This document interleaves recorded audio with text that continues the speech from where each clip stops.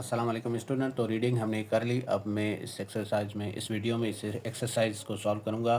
तो जैसे exercise number 1 है, हमारे बोल रहा है कि if you are asked to select another topic for the story from the following list, which one would you choose. बोला कि अगर ये जो आपने रीडिंग की थी इसके लिए, इस स्टोरी के लिए आपको दूसरा नाम सजेस्ट करना होगा। जैसे पहला हमने टाइटल पढ़ा था फ्रेंड्स इन ट्रबल। अगर दूसरा आपको सजेस्ट करना हो तो इनमें से कौन सा आप बेस्ट रहेगा जो आप सजेस्ट करोगे कि ये नाम इसके लिए सही है।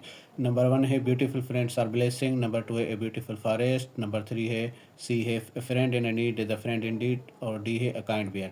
तो इसका जो बेस्ट सही रहेगा वो रहेगा अ ब्यूटीफुल फॉरेस्ट। मतलब ब्यूटीफुल फॉरेस्ट की ही उसमें बात हो रही थी, जो वो घूमने जाते थे हफ्ते के आखिर में, या मतलब अक्सर वो जाते रहते थे। जो उनके पसंद थी, परिंदों का चहचहाना या जानवरों को देखना, ये तो ब्यूटीफुल फॉरेस्ट इसका सही जो होगा वो टाइटल होगा, अगर दूसरा हम टाइटल देना चाहें। और अब हम अगली एक्सरसाइज देखते हैं। इस एक्सरसाइज में आप देखें, एक्सरसाइज नंबर 2 है match the meaning of the word given in the text and write the answer in the answer column. One has been done as an example. अब बोल रहा है कि ये वर्ड दिए गए हैं, वर्ड वाले कॉलम में ये उनकी मीनिंग दी गई है, इनको मैच करना है जैसे पहला पहला किया गया है वन को जी के साथ। अब दूसरे से स्टार्ट करेंगे हम। दूसरा है नेचर लवर, माना फितरत से प्यार करने वाले। तो इसकी मीनिंग हम देखें तो ये होगा दोज हु इंजॉय नेचर, वो जो नेचर मतलब फितरत को पसंद करते हैं। ठीक है, तो टू की मीनिंग होगी आई के साथ। टू को हम मैच करेंगे आई के साथ। अब नंबर 3 है क्यूरियस। क्यूरियस की मीनिंग होती है मतलब किसी चीज़ के बारे में जानने के लिए बेताब होना। तो क्यूरियस की मीनिंग हम देखेंगे तो ये देखो के में है वांटेड टू नो समथिंग, माना कुछ जानना। तो 3 को हम मैच करेंगे के साथ। उसके बाद नंबर 4 है वांडर्ड। वांडर्ड का मतलब है घूमना। ठीक है ना, तो इसकी मीनिंग होगी walk around without any purpose. ठीक है ना, मतलब घूमना, वांडर्ड माना घूमना। 4 को हम मैच करेंगे बी के साथ। ठीक है, उसके बाद 5 है डेंस। डेंस की मीनिंग होगी एच में थिक, तो ये होगा 5 को हम मैच करेंगे एच के साथ। उसके बाद नंबर 6 है इनवेन। इनवेन माना नाकाम। ठीक है ना, नाकाम, तो इसकी मीनिंग होगी विदाउट एनी सक्सेस, सी। तो जो 6 है उसकी होगी सी के साथ हम मैच करेंगे। इसी तरह से फिर 7 है अबंडन माना छोड़ देना। तो इसका leave summon because it dangerous to stay, जे के साथ। तो इसको 7 को मैं जे के साथ मैच करूँगा। अब ये नंबर 8 है पैरालाइज। पैरालाइज माना मतलब माजूर हो जाना, तो इसकी मीनिंग है अनएबल टू मूव, ए। ठीक है ना, तो हम 8 को मैच करेंगे ए के साथ। उसके बाद है नंबर 9 अपोलोजाइजिंग माना माफ़ी लेना। तो इसकी मीनिंग होगी सेइंग सॉरी, ई। 9 को हम मैच करेंगे ई के साथ। उसके बाद नंबर 10 है विस्पर। विस्पर माना सरगोशी करना, कान में कुछ धीरे से बोलना। तो इसकी मीनिंग होगी स्पीक वेरी सॉफ्टली, एफ। 10 को मैं एफ के साथ लिख। अब नंबर 11 है एम्ब्रेस्ड। एम्ब्रेस्ड माना जैसे शर्म महसूस करना या क्या, तो इसकी मीनिंग है डी में अशेम्ड। तो 11 मैंने लिखा है ये डी। ठीक है, तो इसकी डी के साथ में चलेंगे। ये एक्सरसाइज नंबर 2 हमारी हो गई कंप्लीट। अब हम देखेंगे एक्सरसाइज नंबर 3। अब इसमें क्या बोला है, read the text and find out the following statements are true or false. But जो ट्रू है स्टेटमेंट वो आपने टी टिक करना है उसमें, जो फॉल्स है उसमें एफ टिक करना है। तो जैसे पहला तो किया गया है ट्रू है, और दूसरा क्या है, they loved playing inside the house. उनको घर के अंदर खेलने में मज़ा पसंद था, तो ये फॉल्स है। उनको बाहर खेलना पसंद था, तो ये फॉल्स है।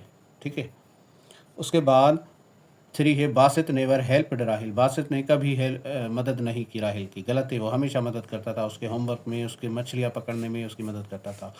तो ये सॉरी ट्रू नहीं है, ये फॉल्स है। इसके बाद है number 4 Rahil was good at climbing tree. Rahil दरख्तों पर चढ़ने में अच्छा था, ये ट्रू है। ठीक है ना, तो ये टी में टिक करेंगे, ये ट्रू है। और अगले अब 5 है they went to the forest because they enjoyed the nature. वो जंगल गए थे क्योंकि उन्हें फितरत से लुत्फ़अंदोज़ होना था। तो ये क्या होगा, ये है ट्रू, ये इसको टी लिखेंगे। ये होगा। नंबर 6 है दे वर अटैक्ड बाय अ बियर, मतलब उन पर रीछ ने हमला किया था, तो ये ट्रू है। ठीक है, नंबर 4 है both Basit and Rahil climbed up a tree when they saw bear. दोनों बासित और राहिल दरख्त पर चढ़ गए थे जब उन्होंने रीछ देखा। तो गलत है, सिर्फ राहिल चढ़ गया था, बासित दरख्तों पर नहीं चढ़ सकता था, तो ये एफ है। उसके बाद नंबर 8 होगा the bear did not hurt Basit. Bear ने बासित को नुकसान नहीं पहुंचाया था, ये ट्रू है। हाँ, उसने नुकसान नहीं पहुंचाया था। Rahil saved his friend from the bear, Rahil ने अपने दोस्त को बचाया था रीछ से। गलत है, राहिल तो खुद अपनी जान बचाकर दरख्त पर चढ़ गया था, ये फॉल्स है। Basit and Rahil reached their home safely, Basit और राहिल घर अपने पहुंच गए सेफली, मतलब सेहत। Basit and Rahil reach their home safely, Basit और राहिल अपने घर पहुंच गए थे, तो ये सही है, ट्रू है, हाँ वो घर पहुंच गए थे। ठीक है ना स्टूडेंट। तो अब अगली एक्सरसाइज है MCQs। अब इसमें देखो बोल रहा है कि read the questions carefully and circle the right answer, मतलब ये क्वेश्चन पढ़ के उसका जो सही जवाब है उसको सर्किल करो। जैसे पहला है what did both friend do near by canal on weekends, मतलब हफ्ते के आखिर में नहर के करीब दोनों दोस्त क्या करते थे? लाफ्ड, जोक्ड, स्वैम, फिश्ड, मतलब हंसते थे, मजाक करते थे, या मतलब मछलियाँ पकड़ते थे या तैरते थे।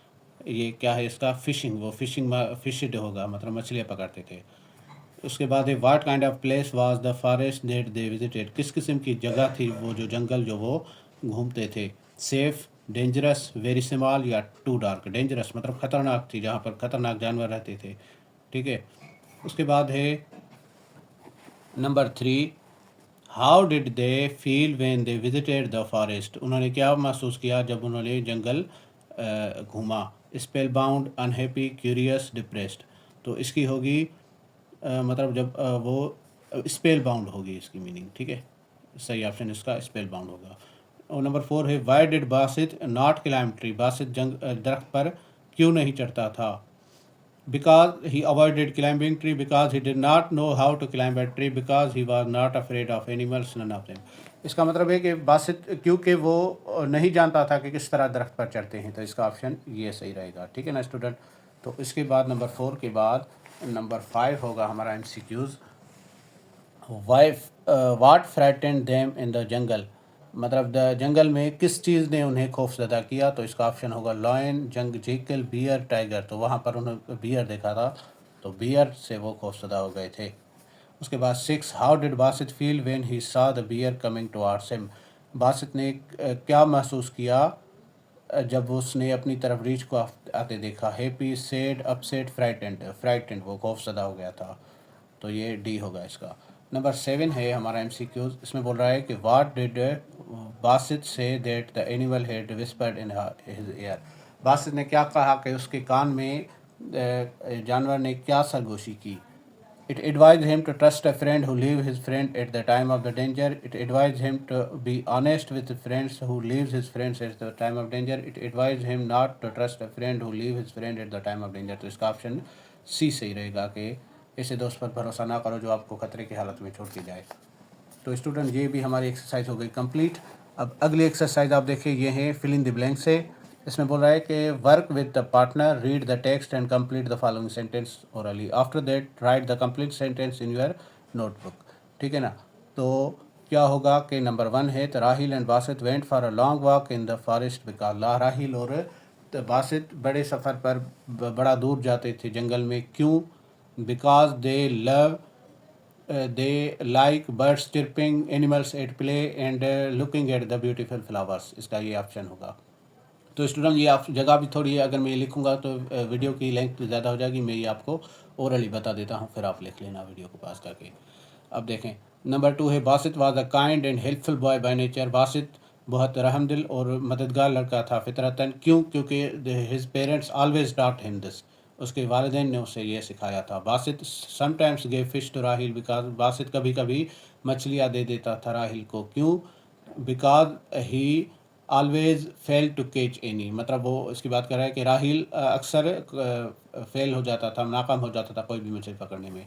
Rahil was good at climbing tree because, Rahil दरख्त पर चढ़ने में अच्छा था, क्यों? Because he has a tall tree in his house, उसके घर में एक बड़ा दरख्त था। That he had climbing since early age, वो बहुत पहले से उस पर चढ़ता रहता था।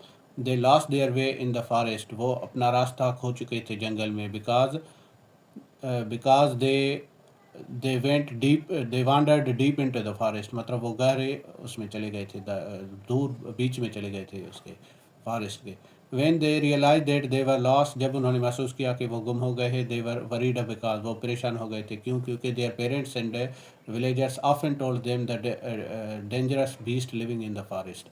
उनके वालिदैन और गांव वालों ने अक्सर उन्हें बताया था खतरनाक जानवरों के बारे में जो जंगल में रहते हैं। तो ये आप देख लें। नंबर 7 है When they saw the bear coming, Rahil told Basit to run। जब उन्होंने रीछ को आते देखा तो राहिल ने बासित को बोला कि भागो। क्यों? क्योंकि because he did not know how to climb a tree, क्योंकि उसको पता नहीं था कि वो किस तरह से दरख्त पर चढ़ते हैं। नंबर 8 है Basit was shocked when his friends told him that he was going to climb the tree। Basit बहुत सदमे में हो गया कि जब उसके दोस्त ने उसे कहा कि वो दरख्त पर चढ़ने जा रहा है। Because his friend is because he do not know how to climb a tree and now he is in danger and Rahil Hill will save his life। Basit laid down on the ground and stopped breathing। Rahil ने ground पर सो गया, ज़मीन पर सो गया और अपनी सांसें बंद करनी। because he wanted to pretend like he is dead so that the bear did not hurt him। they were finally able to get out of the forest quickly। वो आखिरकार जल्द ही जंगल से जल्दी बाहर आ गए। because Rahil had set the way out from the forest। तो student ये हमारी एक्सरसाइज हो गई कंप्लीट। उम्मीद है आपको पसंद आई होगी। तो अगली एक्सरसाइज फिर अगले यूनिट की रीडिंग के बाद मैं सॉल्व करूँगा। अल्लाह हाफ़िज़।